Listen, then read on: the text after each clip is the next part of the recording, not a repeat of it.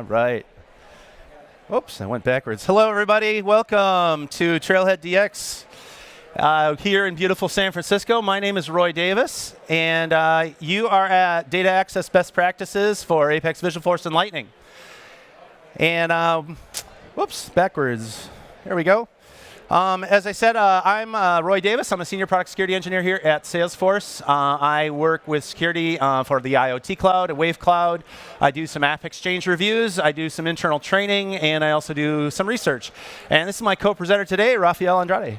Hello, I'm Rafael Andrade. I'm an application security engineer here at Salesforce. I work on the enterprise security team. Part of my job is reviewing vendors that we want to use internally, as well as applications developed internally to be used internally. And I also do a little bit of app exchange security review. So today, we're going to talk about a lot of things to do with security, and everything we talk about can be found on the internet. So please don't make any investment decisions based on anything we say today. A little bit of prerequisite knowledge. If you know Visualforce and Apex, or at least have some exposure to that, this will make a lot more sense to you. And if you have a basic understanding of how to administer an org and administer permissions within an org, you'll also have a leg up. We're going to talk today about security and the Salesforce platform. So we have a lot of baked-in controls that help you help secure your apps. We're going to talk about CRUD, FLS, and sharing, which are the controls that control access to data. And we'll have some time at the end, hopefully, for a little Q&A. So the Salesforce platform, as you all know, has been designed for you to be able to extend, right, and build your own apps on. It's flexible, and it supports a wide variety of business needs. As I mentioned, we have built-in controls that developers rely on and need to be aware of, which protect against excess data availability to your users, all right? The Salesforce platform also protects users by ensuring that all applications listed in the App Exchange have gone through a full security review, and that's part of what Rafael and I do. One of the things that these controls really address is the principle of least privilege, right? So users should not have access to more data than they need to do their jobs, okay? And so defense in depth in security is the notion of defense at different layers within an application, and the principle of least privilege was one of those principles. In the Salesforce platform, we have two different contexts that things run in. We have the user context and the system context, right? And so the user context, basically the access is defined by the org settings. The administrator sets permissions on fields and on records and on objects. The user context enforces user permissions, field level security, sharing rules of the current user, the currently logged in user. System context kind of ignores, that's where your Apex is running. It kind of ignores these rules and the permissions. And so we have to implement controls ourselves to do that. So if you think about all your data in Salesforce as a big spreadsheet, right? We have tabs across the bottom that represent different objects. And CRUD, create, read, use, update, and delete, affects the access to those. We also have rows or records, which sharing controls, and then we have fields within those records, and field level security controls what the user will be able to see in that perspective. We created this Fluffy Bunnies app. It's a highly customized Salesforce app to demo some of these vulnerabilities and how to fix them. And so this is just kind of a quick view. We have this quick view tab. We have a default landing page for the logged in user. And as you can see, we can type a couple of letters and search and filter down to just a few pet shops. All right. We're seeing a lot of different data on this screen that we probably shouldn't see. The simple user, obviously, is cloned from a standard user, and then we modified some of it, the data access rights. And as I said, can't see the annual revenue field, shouldn't be able to, and shouldn't be able to see opportunities. So obviously, we have some issues here. So yeah, let's talk about CRUD and FLS a little bit more now. So first, let's start with CRUD. What is CRUD? CRUD is an acronym that only just means CRUD, create, read, update, and delete. It's how Salesforce defines access at the object level and it's controlled by the Salesforce admin via profiles and permission sets. In this specific case, you can see that this profile has access to accounts, to read, create, edit, and delete accounts, but doesn't have access to delete cases, for example. And next, field level security. FLS, field level security, is just attributes of those objects, fields of those objects. It's again set up by the Salesforce admin at the profile or permission set level. And in this specific example, we can see that the profile doesn't have access to read or edit annual revenue, which is the profile that we're going to be showing on this demo. So keep that in mind. So why is CRUD and FLS important for developers?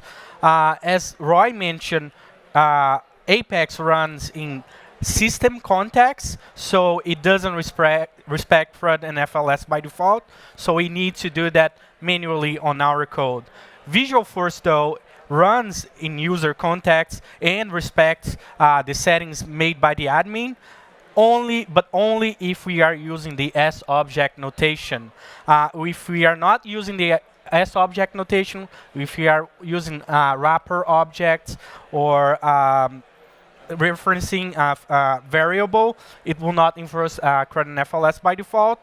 Lightning is just a JavaScript framework, so it doesn't understand the S-object notation, so it doesn't respect CRUD and FLS by default. It has to be done at the Apex side.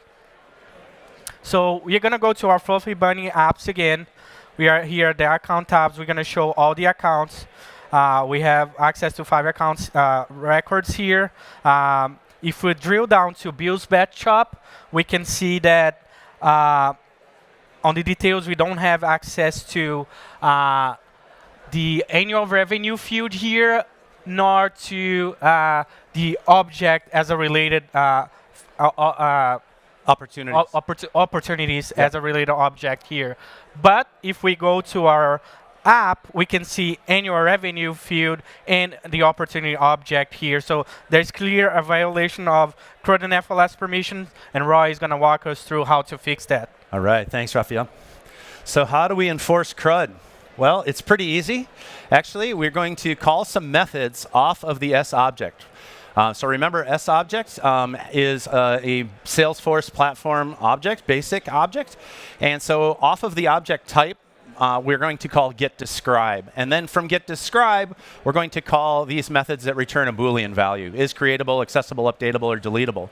And based on the return value, that Boolean, you can do things in your code that will be secure and safe and not expose additional data. So here is an example of that. We've got a backend controller, my controller. We've got a method called getMyAccount. And we're going to call this before we do any of our DML operations. We're going to call isAccessible. So Visualforce, again, runs in the user context, and CRUD is enforced by default. It's still a good habit, as I mentioned before, to always check these in the back end. Again, here is a wrapper object, W object, some object that we created, that we copied some data out of an S object and stuffed it into. And then also we have an example of a class variable here, some variable that we maybe are using in our Visualforce page. Lightning components, again, don't enforce CRUD because, as Rafael mentioned, it's basically Lightning's just a client-side JavaScript library that reaches back to servers and grabs data and presents it. So Lightning components don't enforce CRUD by default. So you got to do that in your backend controller. So let's fix our CRUD issue. Here again, we can see all the opportunities, right? That is not what the admin wanted. So let's go to our backend controller here, quick view controller, as you can see. We're going to scroll down to this search all accounts method, which gets called by clicking the button. And down in here, you can see that this is where we should be testing for CRUD on the opportunity object. And we have this if statement that doesn't do anything, right? If true. We're going to comment that out and uncomment the line that calls isAccessible. All right. Now we're going to set the instance variable called renderOps to true. And the reason that is because we don't want to even expose to the user that this data is available. All right. You can see now we've got rendered equals rendered ops. It's going to be a Boolean value in our Visualforce. And we're going to go ahead and click Save. And go back to our Fluffy Bunnies app and reload the search. And you'll see that our opportunities are no longer shown. So we've fixed our CRUD problem. All right. So enforcing FLS. So let's take a look now how we can enforce FLS, because we're still seeing the annual revenue field, right? So that's a problem. Again, it's pretty much the same notation. The only difference is we don't have is deletable now, because deleting a field doesn't really make any sense, right, from a programmatic perspective. But we do have accessible, creatable, and updatable. And so it's basically the same notation, except that we're going to drill down through the schema to the account, to its fields, to that specific field, and then we're going to query that field for whether or not it's accessible or updatable or creatable. All right? So there's the example. And as we've discussed in the previous slide regarding CRUD, the platform can't determine field level access, right, rules when we extract data into custom objects or instance variables. And so we have to check those ourselves. Here's an example of a wrapper class, WR, and also where we're stuffing some sensitive fields data. And here also we have two different examples, one where FLS is respected, because it's the base object, and one where it's not because it's the wrapper object. In Apex, again, Lightning, it's incapable enforcing these rules because it's all running in the client, in the browser, right? So again, you have to enforce that in your controller class using the notation that we've talked about, the syntax that we've talked about. So let's go ahead and fix our FLS problem here. This annual revenue field shouldn't be showing to the base user. So let's go back to our controller again and scroll down just a little bit further where we have the account wrapper object. And you can see down here that as we generate this object, we're trying to pull in the annual revenue field and display it, right? So we have, again, our if true that we're going to comment out. And we're going to uncomment the is accessible check on the field annual revenue. We're also going to set an instance variable again to render annual revenue, because we don't want to even expose the fact that that column or that piece of data exists, right? So let's go ahead and save and click back over to Fluffy Bunnies and do our search again. And now it looks almost fixed. It's almost fixed. We have one more thing to fix, Raphael. So what's the best practices here? Best practices for CRUD FLS. Always check your CRUD permissions and your FLS permissions in your Apex controller. Don't rely on the Salesforce platform to do it for you, even though there are instances in which it will. All right? Check for FLS on each field you return. So if you're generating a wrapper object and you're cycling through all of the fields in an object, in an S object, cycle through for each account. If you've got an annual revenue field or some other field, check it before you add it to your custom class. All right, here we go. Let's fix sharing, Raphael. Thank you, Roy. Thank you. So let's talk about sharing now. We talked about CRUD, object level, FLS, field level security. Now we're going to talk about record level access. So record is, again, set up by the admin of the org. It's set up on many ways. You could be org-wide defaults, roles, ownership, sharing rules, and so on. Here in this example, we can see that the lead records will be private, but the contacts will be public read-only. So that means that anyone will be able to read other people's records, contact records. Okay, so again, why is sharing important for developers? Apex runs system contacts, so it doesn't enforce sharing by default. So when you're defining your class, you have to do it manually. There are some exceptions to those rules where sharing is enforced by default in anonymous code blocks, developer console, but it's just best practice to always check CRUD sharing in your code. Visualforce pages and Lightning components, there's no way to enforce sharing on that side. You have to do it in your Apex classes on your controllers. So we're going to go to our Fluffy Bunny apps again. If we go to our Accounts tab, we can see that we have access to 5 account records, But if we go to a quick view tab, we see secret pet shop 1 and 2. So that's bad. That's clearly not what the admin of the org wanted. So we're going to fix that. So how to fix that? Very simple. You just have to use the keyword with sharing when you're defining your class. The next two bullets here only are saying that if you don't define with sharing or either without sharing when you're doing your class declaration, you're going to leave it up to the caller of that class to decide. So if the caller of that class is the Visualforce page, you haven't defined with sharing or without sharing, it's always going to run without sharing. If the caller is another class that has with sharing, it's going to run as with sharing. The next bullet means that if you define a method inside of a class that has with sharing keyword, no matter what the caller has defined, the method is always going to run as with sharing. So the sharing settings of the class is where the method is defined, not where it's called from. Okay, so let's fix the problem here. We have we can still see the secret pet shops here, 1 and 2, and we don't want that. That's not what the admin wanted. It's very simple to fix. We just go to the definition of our class. We can see that when we define our class, we didn't use the with sharing keyword.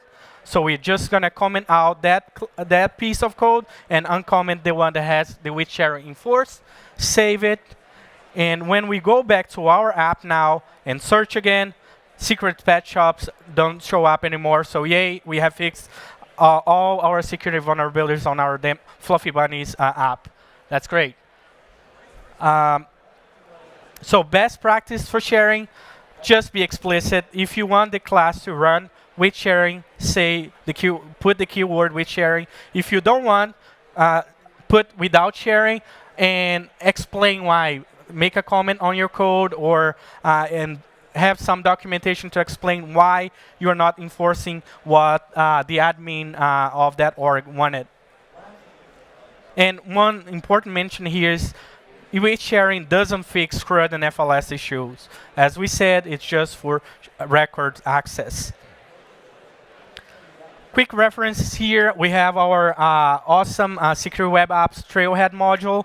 I truly recommend you go there and learn much more about CRUD, FLS, sharing. We have injections vulnerabilities that you can see how to fix, how to avoid, how to store your secrets securely on the Salesforce platform, like how to develop secure Lightning components and so on.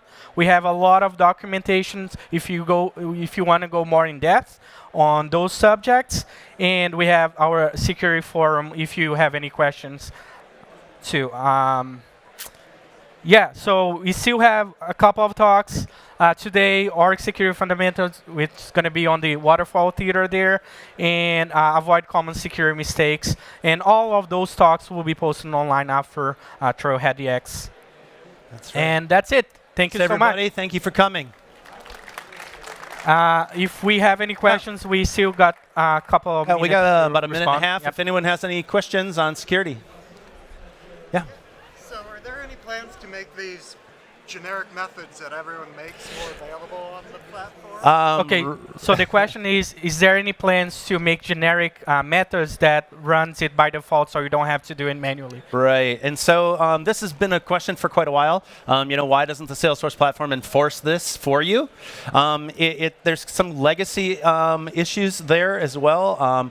We definitely encourage you to vote this up on suggestions for the Salesforce developer on the ID Exchange? Yep. And right, ID Exchange, yep. And what I would say is the platform was designed to be flexible, and so you have to, with great power, comes great responsibility. So that's what I would say. But we have some votes, some ideas on the ID Exchange to fix that, and I would highly encourage you to go there and help, make that happen as well. Yeah, definitely. Have you thought about working with the documentation team to make this like in your first learning about Apex? You see this. Right. So the question was, have we thought about adding something like this to the intro documentation for people just learning Apex and Visualforce. And I'm not exactly sure where in the trail this comes up, but I can definitely make that suggestion as well as you can on the idea exchange to maybe move this a little bit towards the front of that trail of learning. And Visualforce this is also Apex. on our secure web apps Trailhead module. Yeah, and if you go to developer.salesforce.com, you can find all about CRUD and FLS there as well. Right, But so yeah, this good is a question. great resource. All of these links I highly recommend if you're just starting out learning Visualforce Apex and development on the Salesforce platform. Hit these as well. Yeah, we're gonna have to. We're gonna be on the side here for more questions. Certainly. But yeah, thank you so much. Thank you very much, guys.